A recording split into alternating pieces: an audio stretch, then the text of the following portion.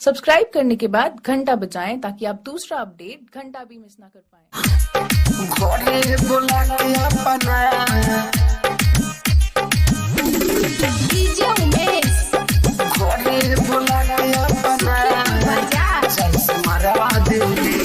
शादी के बात करे खातिर बोलाई ले रहे ओकर बाबुआ भाई ले रहे ओकर बाबुआ भाई। शादी के बात करे खातिर बोलाई ले रहे ओकर बाबुआ भाई। प्यार पर भरोसा कैसे हुई प्यार पर भरोसा कैसे हुई जब दीवाना हुई। घरे बोला के अपना जान से मरवा देली घरे बोला के अपना जान से मरवा देली घरे बोला के अपना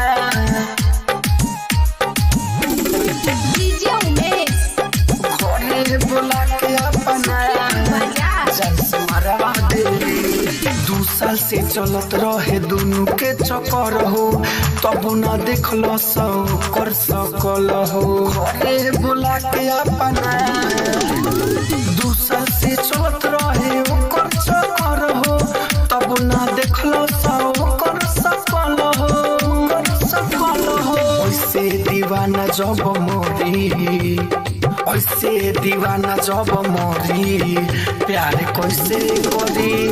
घरे बोला के अपना जान से मरवा देली घरे बोला के अपना जान से मरवा देली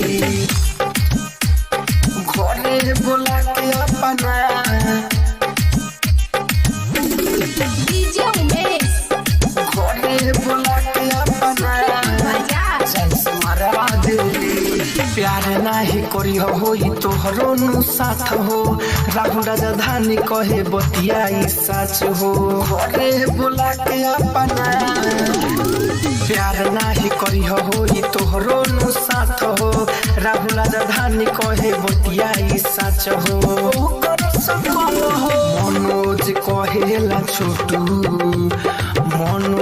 कहेला छोटू के जान से ले लिखे